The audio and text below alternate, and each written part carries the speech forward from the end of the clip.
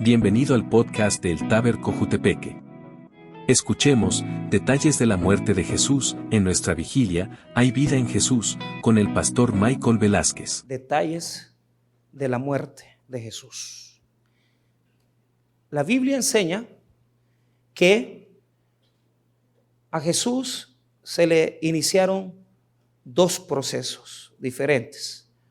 Uno de carácter judío, a través del Sanedrín, que juzgaba a todos los responsables y que el cuidado religioso de los judíos estaba a cargo de ese Sanedrín en particular.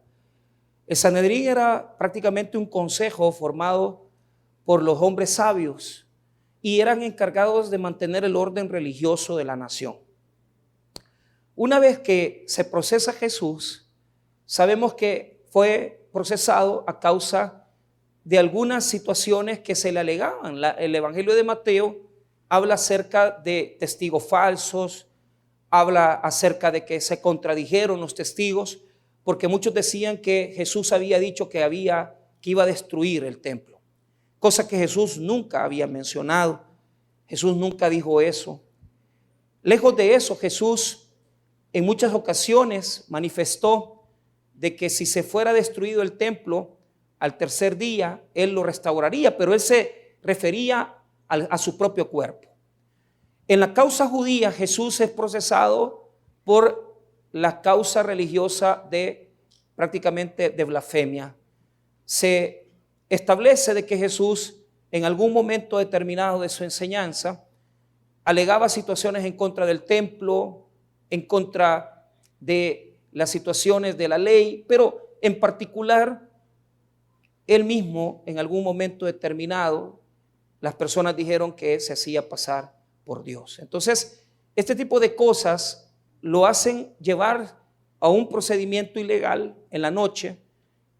Los evangelios, en esto nosotros seguimos la postura de que a Jesús se le crucificó el día viernes, pero lógicamente en números y en fechas eso es un poco complejo, pero es por el Evangelio de Juan que nosotros sabemos que fue viernes el día de su crucifixión. En los evangelios sinópticos a veces hay como una tendencia a entender que fue jueves, digamos, en algunas ocasiones, en algunos textos se genera esa confusión, pero el Evangelio de Juan establece que fue día viernes, el día que él tuvo que pasar a la crucifixión. Por la noche Jesús es capturado en Getsemaní, se llevan a las autoridades religiosas y temprano por la mañana, la Biblia nos hace entender que fue muy temprano que fueron a comparecer ante Pilato y se necesitaba que las autoridades romanas pudieran decir que sí. Había un derecho que se llama el jus gladis. El jus gladis es el derecho que tiene solamente Roma de poder asesinar, de poder matar a un culpable. Pero aquí es donde usan la trampa los religiosos. ¿Por qué? Porque en el proceso judío a Jesús lo inculpan de blasfemo, lo inculpan de estas situaciones religiosas, pero los judíos saben que si van con esa causa a Pilato, Pilato no va a querer proceder en contra de él, porque a Pilato no le importan las situaciones religiosas. Entonces, en ese momento hacen un cambio de causa, es decir, ellos de una forma ilegal cambian la denuncia cuando llegan a donde Pilato, y la denuncia que establecen en frente a Pilato es de ser Jesús un alborotador, un sedicioso. Es decir, la denuncia se cambia por sedición. Ya no es la causa religiosa, ya no es aquella situación de que es blasfemo, sino que él es un sedicioso. ¿Qué es un sedicioso? Es un líder político que ha hecho revueltas, que lo siguen muchas personas y que está en contra del Imperio Romano. En la causa en contra de Jesús romana era necesaria. ¿Por qué? Porque los judíos no lo podían matar, necesitaban la autorización de los romanos para asesinarlo. Y temprano por la mañana la Biblia no nos dice con claridad el horario, con exactitud a qué horas comparecieron ante Pilato, pero lo que sí sabemos por el Evangelio de Marcos es que a Jesús lo crucificaron alrededor de de las 9 de la mañana. Entonces, ser exactos en ese horario es muy difícil también. Jesús ha estado en la cruz desde las 9 de la mañana y la Biblia dice en el Evangelio de Mateo que alrededor de las 12 del mediodía hubo una gran oscuridad. Se llena de penumbras toda Jerusalén, toda la ciudad se llena de oscuridad ante la situación de muerte de Jesús. Eso quiere decir que Jesús pasa en la cruz desde las 10 de la mañana posiblemente hasta las 3 de la mañana, hasta las 3 de la tarde, que es la hora en que Él expira. La Biblia enseña de que cuando Él murió bajo una situación crítica, porque además que lo han humillado, lo han hecho pasar por grandes situaciones de dolor, como lo es la flagelación. A Él lo flagelaron con lo que le llaman el flagrum, ¿verdad? Taxilatum. El flagrum taxilatum es un azote, es un látigo que tiene 2 a 3 puntas con hueso. Entonces, a través de ese azote, cada vez que se azotaba Jesús, 39 veces, multiplícalas por 3.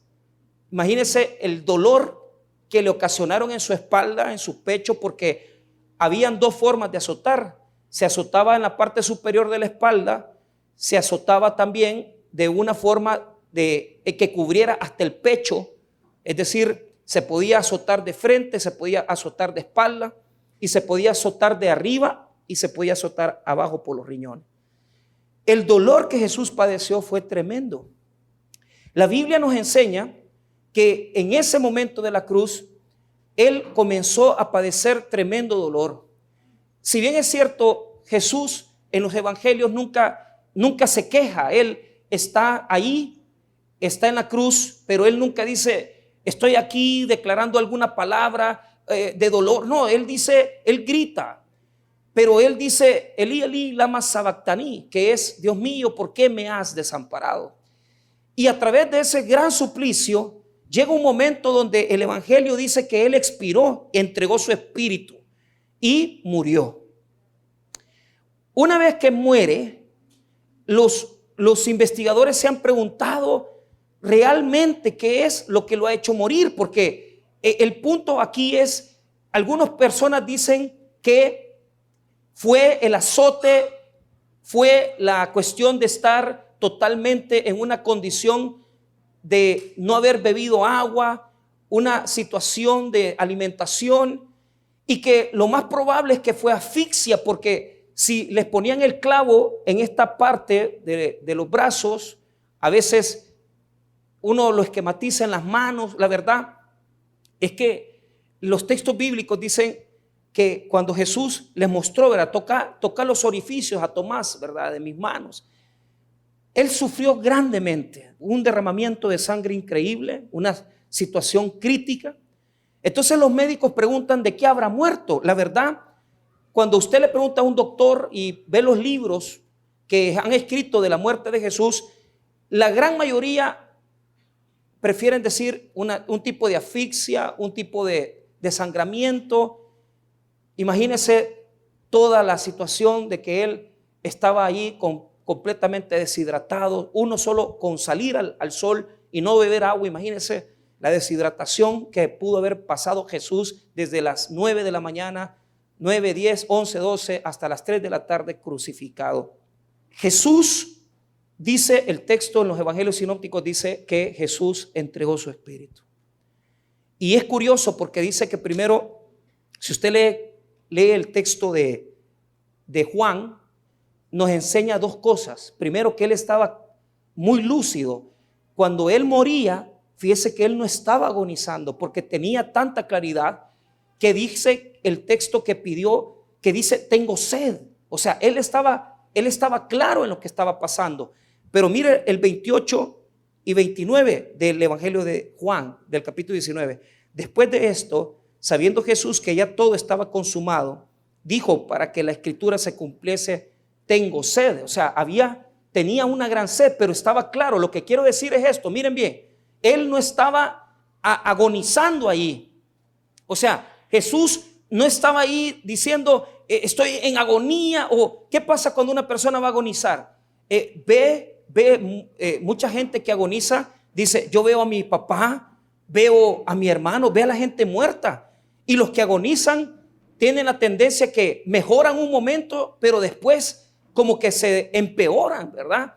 El que agoniza va perdiendo la vida poco a poco, pero mire, Jesús dice, tengo sed.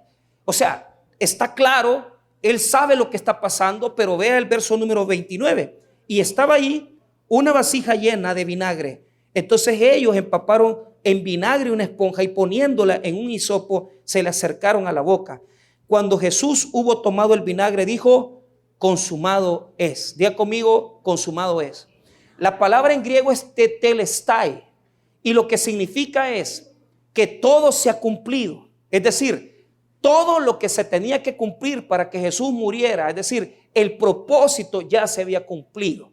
Entonces Jesús tiene claridad de mente, a pesar que ha padecido muchas horas, a pesar que ha derramado sangre bastante, Él está claro en lo que está experimentando. Ahora, vea lo que sucede en el verso 30, en la última parte. Y habiendo inclinado la cabeza, entregó Él. Entonces, vea lo que pasa. Primero, cuando una persona fallece, si por ejemplo te disparan, te dan un balazo, ¿qué es lo que sucede? Inmediatamente te dan el balazo y tu cabeza cae. Pero a Jesús no le pasó eso. Jesús primero puso la cabeza y después entregó su espíritu.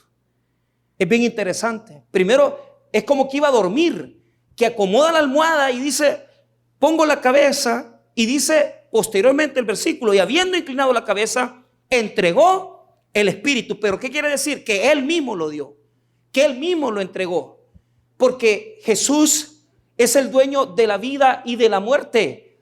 A Él no se le puede quitar la vida, sino que Él la entregó voluntariamente por nosotros. Por eso puso la cabeza primero y después dice esas palabras, entregó su espíritu. Él dio su vida en ofrenda por nosotros. Ahora, cuando Él ya era un cadáver, cuando ya Él había muerto, pasan estos acontecimientos. Y quiero que usted note lo que va a pasar. Fíjese bien. En estos versículos pasan dos cosas. En primer lugar, se ve la necesidad de que a Jesús lo tienen que enterrar y a los malhechores lo tienen que enterrar rápido. ¿Por qué? Porque los judíos querían celebrar una cena, querían celebrar la Pascua. El texto bíblico dice que iba a comenzar el sábado. ¿Por qué? El día judío comienza a las 6 de la tarde. No comienza a las 12, sino que comienza a las 6. Entonces, si a Jesús lo habían crucificado a las 9, a las 3 había muerto, entonces lo que estaban era que tenían solo 3 horas, porque a las 6 de la tarde comenzaba ya el sábado. Entonces tenían ellos que rápidamente enterrar los cadáveres para que esos cadáveres no quedaran ahí en la crucifixión, porque según la mente de ellos, al quedar colgados, simplemente maldecían la tierra. Entonces, el objetivo de los religiosos era, vamos a bajar los cadáveres rápido, pidámosle permiso a Pilato para enterrarlos, para que de esa forma nosotros vayamos tranquilos a celebrar la Pascua.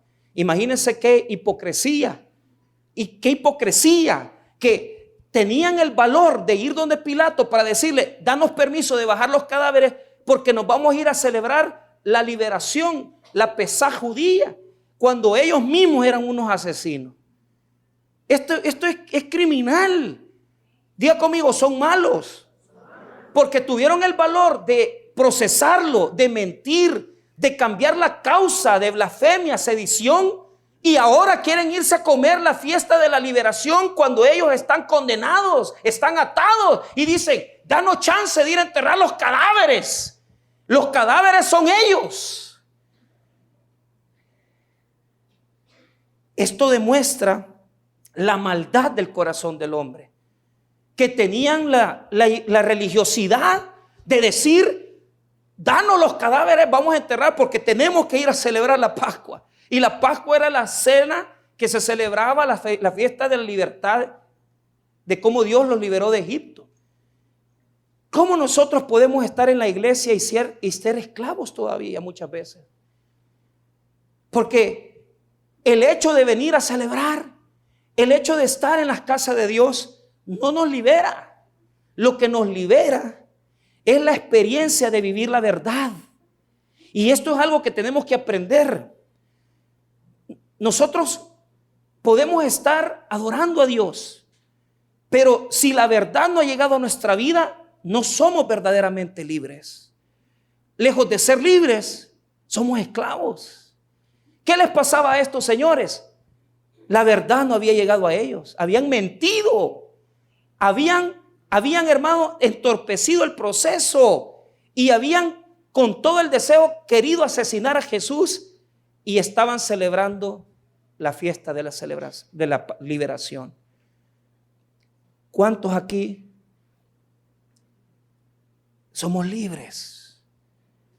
Hablo a aquellos que no son libres, que están aquí ahora pero no son libres, y ustedes lo saben.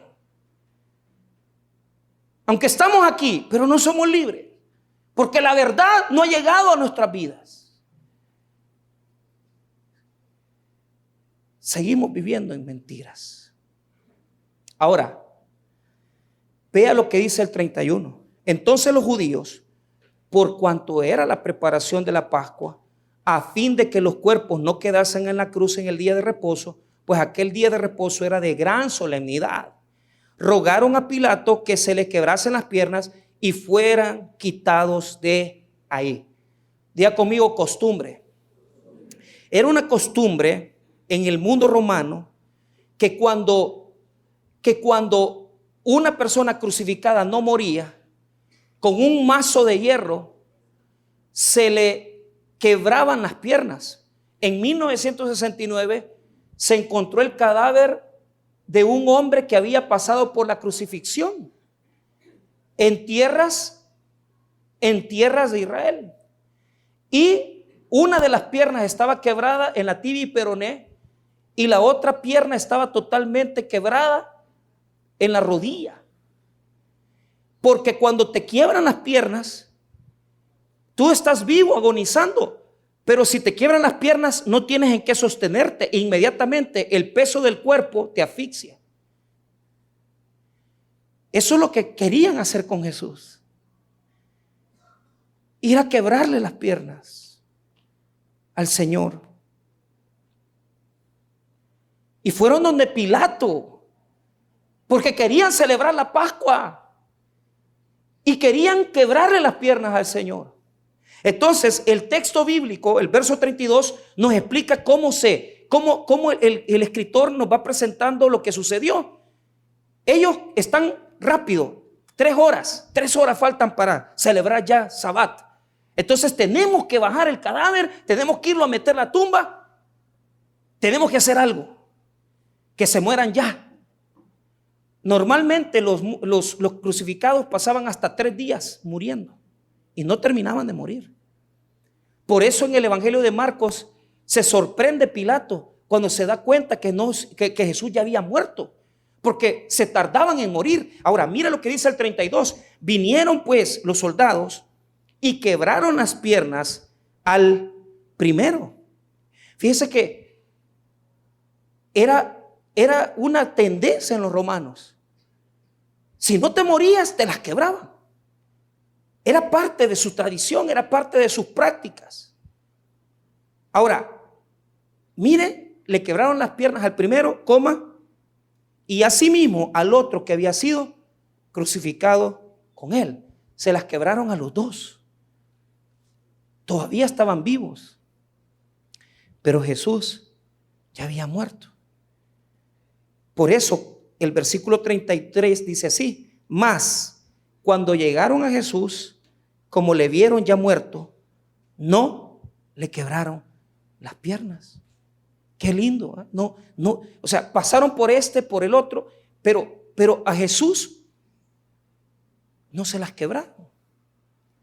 Si el texto bíblico no dijera que los malhechores están a la derecha y a la izquierda, entonces cuando ellos vieron que Jesús ya no se movía, se fueron donde el otro malhechor y vieron que el otro malhechor ya estaba vivo todavía, pero Jesús ya no se movía. Y esto le llamó la atención, porque con el mazo de hierro les quebraron las piernas a los dos, pero no se las quebraron a Jesús.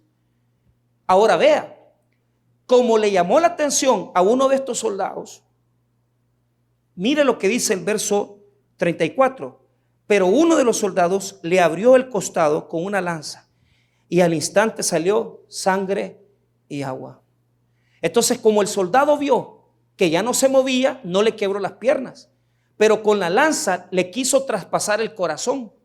Sin embargo, le alcanzó posiblemente le traspasó su costado. Porque lo que querían era atravesarle su corazón. Hermanos, tuvieron el respeto por no tocarle las piernas a un muerto. Aquí hay doctores y saben esto, que cuando una persona recién muere y hay que hacerle la autopsia, hay que pedirle permiso. Yo no sabía eso, fíjese, que los cuerpos entran en el proceso de descomposición y comienzan a endurecerse. Pero dicen los que trabajan en cuestiones funerales y dicen los médicos que trabajan en situaciones forenses, que los cuerpos como que experimentan ese proceso, ¿verdad? Pero como que en ellos queda algo todavía. Lo curioso que pasó aquí es que en Jesús tuvieron el miedo de decir, no el miedo, sino que como, ¿para qué le quebramos las piernas si ya está muerto? Entonces no se las tocamos.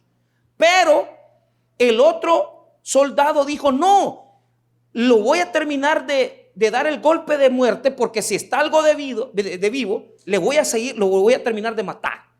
Entonces, por una parte, hubo una protección y por otra parte, hubo una situación de decir, no, matémoslo, terminémoslo de matar porque no ha quedado bien muerto. Diga conmigo, detalles. Uno puede ver que estas cosas como, ¿y por qué? ¿Por qué lo habrá escrito Juan? Vea por qué. Sale sangre y agua del costado de Jesús, verso 35. Y da testimonio Juan de que fue lo que él vio. Mire lo que dice, y el que lo vio da testimonio. Y su testimonio es verdadero y él sabe que dice verdad para que vosotros también creáis. Entonces él está dando testimonio que cuando le tiraron la lanza, le salió agua con sangre. Los médicos no logran establecer la razón por la cual salió agua y sangre. Muchos piensan que fue una situación de la pleura, que porque había sufrido tanto, había retenido líquidos, pero realmente no hay verdadera satisfacción para decir la razón por la cual salieron las dos cosas. Lo que es interesante es lo siguiente. Juan dice en el texto bíblico, mire lo que dice el 36, porque estas cosas sucedieron para que se cumpliese la escritura, no será quebrado hueso suyo. Y también otra escritura dice, mirarán al que traspasaron. Entonces, dos profecías se cumplieron. Diga conmigo, dos profecías se cumplieron. La primera le voy a dar. Le voy a dar la primera. La primera es para cumplir dos cosas. En primer lugar, vea en qué consiste la profecía. Dice, no será quebrado hueso suyo. Entonces, esa palabra está en tres textos del Antiguo Testamento, pero solo voy a ver dos con ustedes. Vamos a ver el primero. La primera vez que aparece eso está en el Salmo capítulo 34, verso 19. Vea conmigo el Salmo 34, 19. ¿Y por qué lo cita? ¿Por qué lo cita el texto de Juan? Salmo 34, 19. Muchas son las aflicciones del justo, pero de todas ellas le librará Jehová. Ahora lee el 20.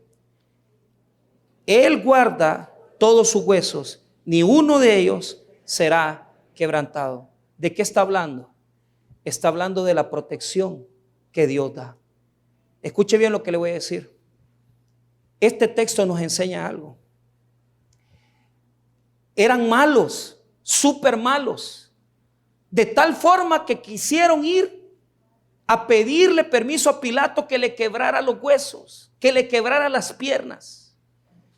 Pero este texto dice algo: aún en la mayor aflicción, aún en la mayor aflicción de nuestra vida, Dios tiene el control de los detalles. Una persona mala te puede querer hacer daño, una persona perversa te quiere dañar, pero aún en esas situaciones que te tocan en la vida, escuche bien, habrán personas que en esta semana habrán sufrido algo, habrán experimentado un dolor, pero si el Señor dice, no te van a quebrar los huesos, no te los van a tocar, porque hasta de la maldad más grande del hombre y hasta de las circunstancias más críticas de nuestra vida, Dios tiene el control.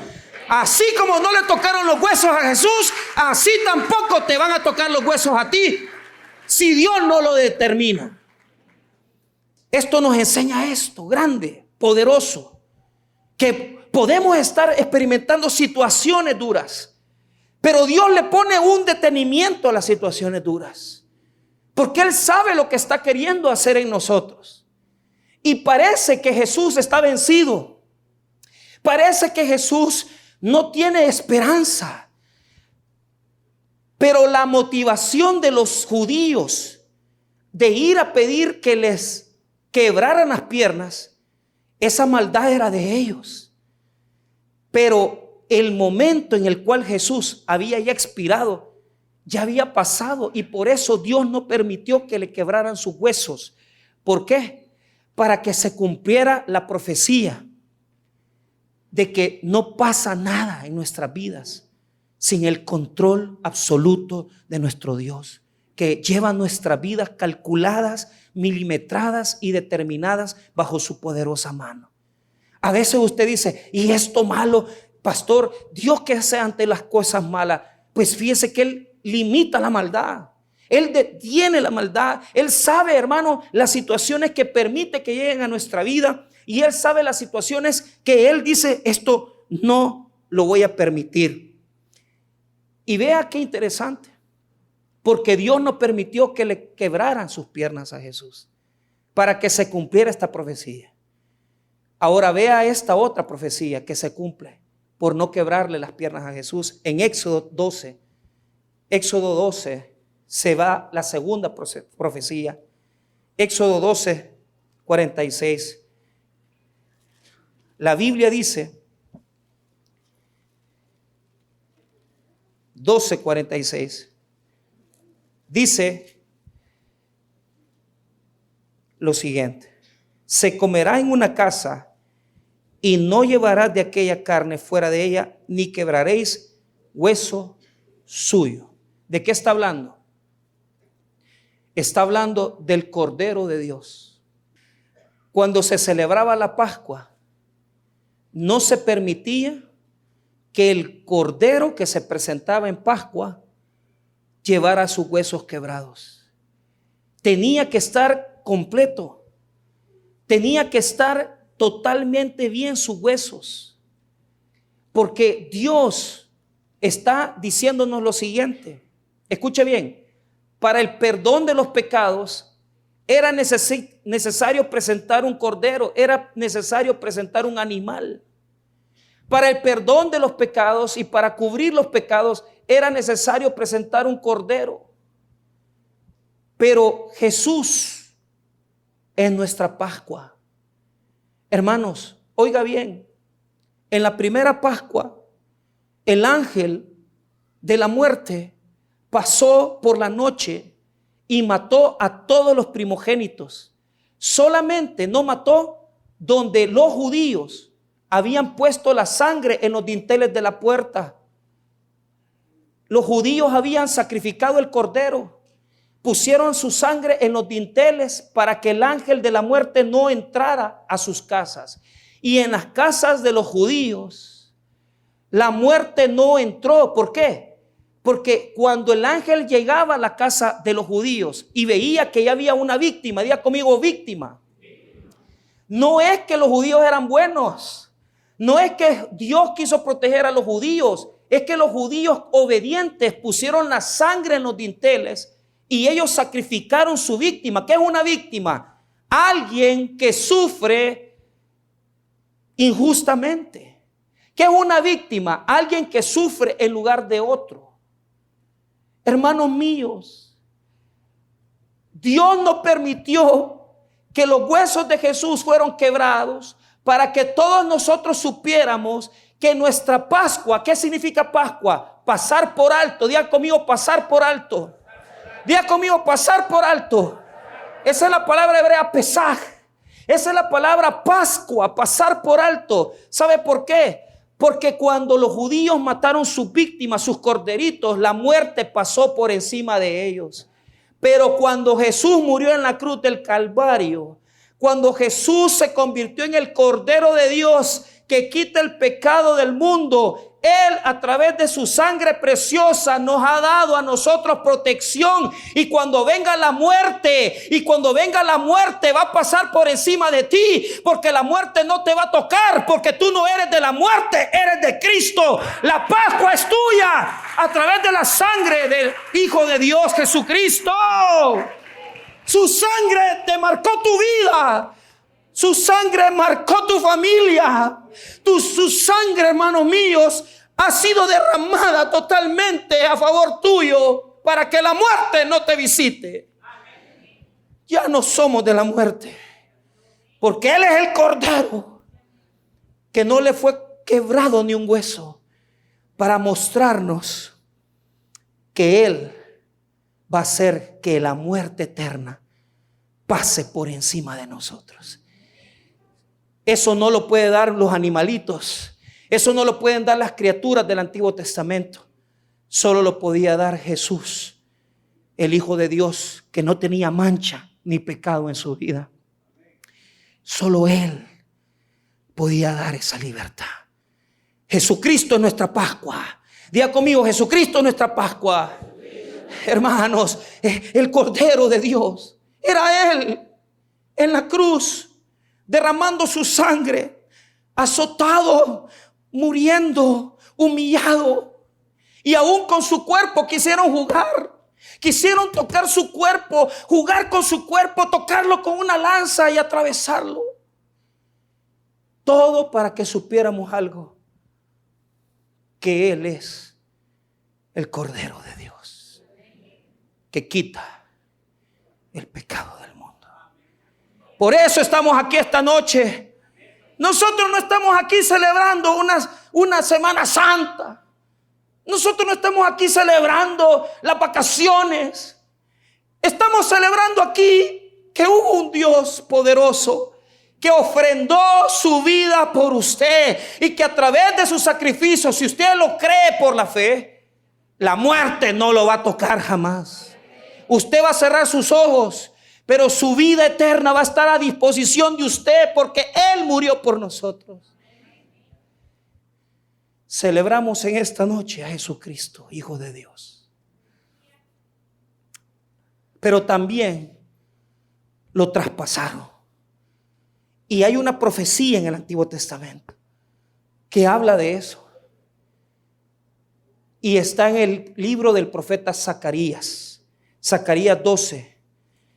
Usted tiene que ir a los profetas menores, pasar el libro de Ezequiel, Daniel, Joel, Nahum, Habacuc, Sofonías, Ageo. Después de Ageo, vaya a Zacarías. Si usted no lo encuentra, vaya al índice. Y si usted no lo encuentra, mejor ya no lo busque. Que no lo vaya. Zacarías 12 dice así, verso 10. Zacarías 12:10. El libro de Zacarías nos profetiza un tiempo en el cual las personas van a ver a uno que ha sido traspasado. Zacarías 12, verso 10, nos profetiza. Mire, hermano, yo a veces me he puesto a pensar, Señor, ¿y por qué me pasan tantas cosas? ¿Por qué a veces las cosas se nos ponen tan complicadas, tan difíciles? Y fíjese, hermano, que yo he aprendido algo, que Dios tiene milimetrada mi vida, fíjese. Que si Él Zacarías 12:10. Si Él no quiere que algo pase, no va a pasar.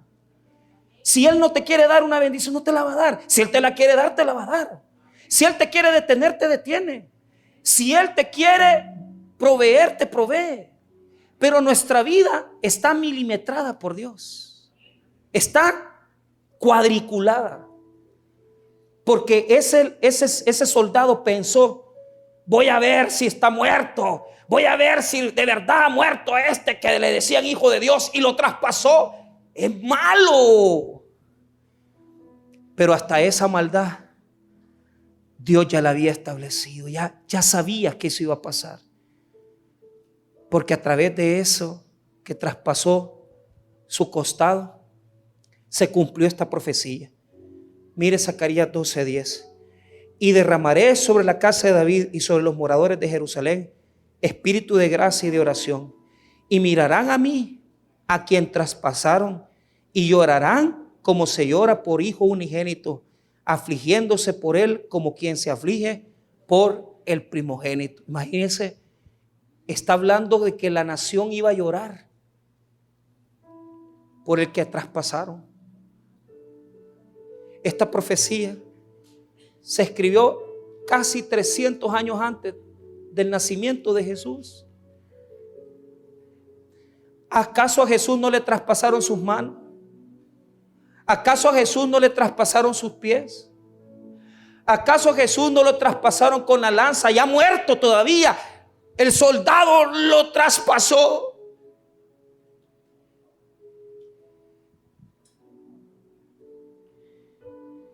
¿Qué dice la profecía? ¿Qué dice? Mirarán a mí. ¿Por qué le traspasó el costado a Jesús? ¿Qué salió de Jesús cuando le traspasaron?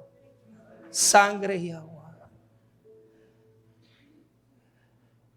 Hermanos, salió sangre y agua porque desde el momento que Jesús expiró, desde el momento en que Jesús expiró y el soldado traspasó, esa fue la prueba que ya la salvación venía para la humanidad, que la gracia comenzaba, que la misericordia comenzaba, que el favor de Dios comenzaba. Jesús moría y comenzaba su gracia. Jesús moría y comenzaba su misericordia. Jesús moría y comenzaba el perdón de pecados para todos nosotros. ¿Sabe para qué fue traspasado Jesús? Para que veamos que Él es la fuente de vida eterna. De Él salió sangre y agua. Porque todo aquel que cree en Él, todo aquel que ve esa fuente, Él es la fuente de salvación, Él es la fuente de bendición, Él es la fuente de prosperidad. Pueblo de Dios, miren a la cruz cómo derramó sangre Jesús por nosotros, para que sepamos que solo a través de Él viene la bendición de Dios a todo aquel que crea y que crea que Él da vida eterna. Miren al crucificado, miren su derramamiento de sangre, miren agua y sangre, que es la fuente de vida. Aunque ellos pensaron que lo iban a truncar, aunque ellos pensaron que era el fin de Jesús, aunque ellos pensaron que ya no había más para Jesús, la historia no terminaba. Se veía muerto, se veía fracasado, se veía vencido, pero nada de eso había pasado, porque al tercer día iba a resucitar de entre los muertos, y aquel que había sido vencido iba a ser levantado en victoria. Y hasta hoy, aunque el pueblo de Dios, los judíos, pensaron que se habían salido con la suya, aunque Satanás pensó que se había salido con la suya, no lo logró, porque Cristo vive y Cristo da vida, y seguimos viendo hacia la cruz. 2000 años después, Satanás Seguimos viendo 2000 años después a la cruz, y Cristo sigue dando vida, y Cristo sigue restaurando, y Cristo sigue dando milagros, y Cristo sigue dando sanidad, y Cristo sigue dando prosperidad, y Cristo sigue dando salvación, y Cristo es la vida, el camino, la verdad y la vida. 2000 años después, no tuviste victoria o muerte. ¿Dónde está tu victoria, aguijón? No hay victoria en la muerte. La victoria es de Cristo Jesús. Por eso lo traspasaron. Para que sepamos que la muerte no ganó, sino que el que ganó fue la vida. Y fue Dios, a través de la salvación del unigénito Hijo de Dios. Jesús, no te quebraron tus piernas para que sepamos que Dios controla hasta lo más malo y perverso. Jesús, te traspasaron para que sepamos que de ti no sale muerte, sino que sale vida, salvación. Y seguimos viéndote, aunque a veces las cosas están difíciles, aunque a veces las cosas están mal, pero seguimos viendo a Jesús. Seguimos viendo a Jesús. Sangre y agua, fuente de vida, fuente de bendición para todo aquel que lo ve con fe. Vamos a orar, hermanos. Padre, te damos las gracias por tu palabra.